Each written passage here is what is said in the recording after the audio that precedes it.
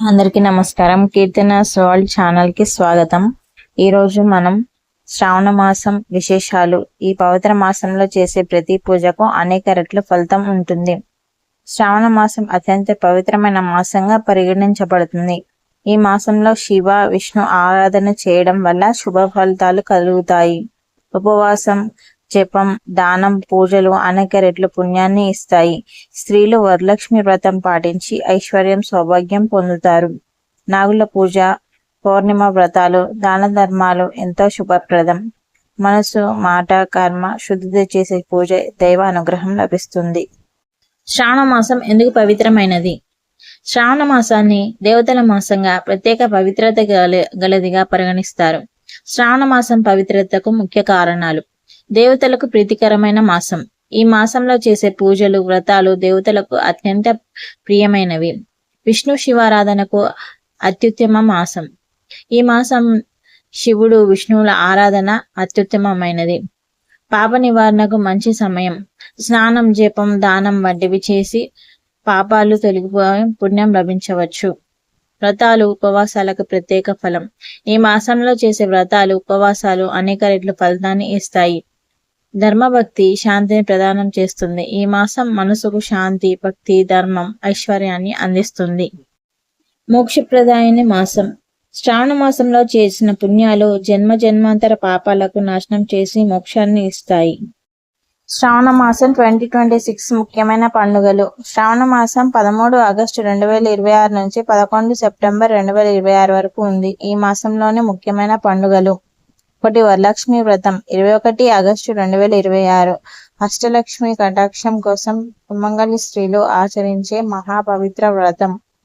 2. నాగుల పంచమి 17 August 2026 సోమవారం. నాగదేవతలను పూజించి కుటుంబానికి, సంతానానికి సుఖ సంతోషాలను ప్రార్థించే పవిత్రమైన రోజు. 3. శ్రావణ పూర్ణిమ లేదా రక్షాబంధన్ 28 ఆగస్టు 2026 శుక్రవారం. అన్నా చెల్లెళ్ల ప్రేమను సూచించే రక్షాబంధన్. 4. మాస శివరాత్రి. ఇది సెప్టెంబర్ 1, 2026 మంగళవారం. భగవాన్ శివుని ఆరాధనకు అత్యంత పవిత్రమైన శివరాత్రి. జాగరణ, అభిషేకం వంటివి చేసుకోవచ్చు. 5. శ్రీకృష్ణ జన్మాష్టమి 4 సెప్టెంబర్ 2026 శుక్రవారం. శ్రీకృష్ణ భగవాన్ని జన్మదినం. ఉపవాసం, పూజలు, జాగరణ, భజనలు, గీతాలాపన. శ్రావణ మాసంలో ఏ రోజు ఏ పూజ చేయాలి? శ్రావణ మాసం ప్రతిరోజు పూజించడం వలన శుభ ఫలితాలు, ఆరోగ్యం, ఆనందం, ఐశ్వర్యం కలుగును. శివ పూజ. శివలింగానికి అభిషేకం, బిల్వపత్రం, పాలు, తేనె, గంగాజలం సమర్పించాలి. ఎప్పుడు చేయాలి? ప్రాతకాలంలో చేయాలి. విష్ణు పూజ. శ్రీ మహావిష్ణువుకు తులసి దళాలు, పసుపు, పువ్వులు, పాలు సమర్పించాలి. ఎప్పుడు చేయాలి? ప్రాతకాలం సూర్యోదయం తర్వాత. లక్ష్మీ పూజ. లక్ష్మీదేవికి కమలాలు, కుంకుమ, పసుపు, అక్షతలను పూజించాలి.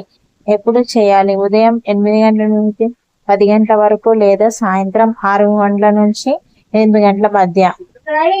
సుబ్రహ్మణ్య స్వామి పూజ. సుబ్రహ్మణ్య స్వామికి పాలు, పంచామృతం, అరటి పండ్లు సమర్పించాలి. ఎప్పుడు చేయాలి? ఉదయం 6 గంటల నుంచి 9 గంటల మధ్య. గణేశ పూజ. గణపతికి మోదకం, పసుపు, కుంకుమలతో పూజించాలి. ఎప్పుడు చేయాలి? ఏ సమయమైనా చేయవచ్చు. సాయంత్రం నెయ్యి దీపం వెలిగించి విష్ణు సహస్రనామం లేదా లలిత సహస్రనామం పారాయణం చేయాలి.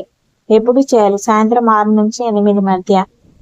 ప్రతిరోజు పాటించవలసినవి: శుభ్రంగా స్నానం చేయాలి. శివ విష్ణు నామస్మరణ చేయాలి. తులసి మొక్కకు నీరు పోయాలి. గోవుకు గడ్డి లేదా ఆహారం ఇవ్వాలి. పూజకు అవసరమైనవి: పువ్వులు, అక్షతలు, దీపం, ధూపం, నైవేద్యం మరియు గంట.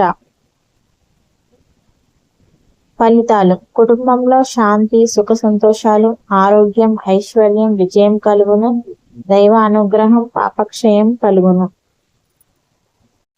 శ్రావణ మాసం చేయాల్సినవి, చేయకూడని పనులు. ఈ నియమాలు పాటిద్దాం, దైవానుగ్రహం పొందుదాం. చేయాల్సినవి: ప్రతిరోజు స్నానం చేసి పూజ చేయాలి. శివుడు, విష్ణువు నామస్మరణ చేయాలి. తులసి గట్టిగా లక్షణ దానం చేయాలి. ఉపవాసం, ఏకాదశి వ్రతాలు పాటించాలి. దానం, సేవా కార్యక్రమాలు చేయాలి. శ్రవణం, పఠనం, పారాయణం చేయాలి. కుటుంబంతో కలిసి పూజ, హారతులు చేయాలి. సత్యకార్యాలు ఆచరించి మనస్సును శుద్ధిగా ఉంచాలి.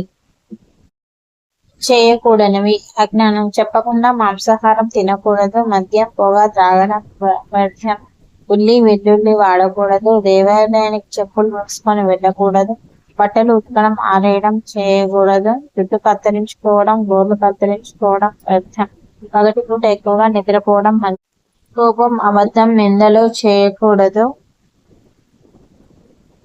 ఈ నియమాలు పాటిద్దాం, దైవానుగ్రహం పొందుతాం. శ్రావణ మాసం పవిత్రమైన కాలం. నియమాలు పాటించి పుణ్యం సంపాదిద్దాం. ఈ వీడియో అనగా మీ అందరికీ నచ్చినట్లయితే వీడియోని షేర్ చేయండి, లైక్ చేయండి, సబ్స్క్రైబ్ చేయండి.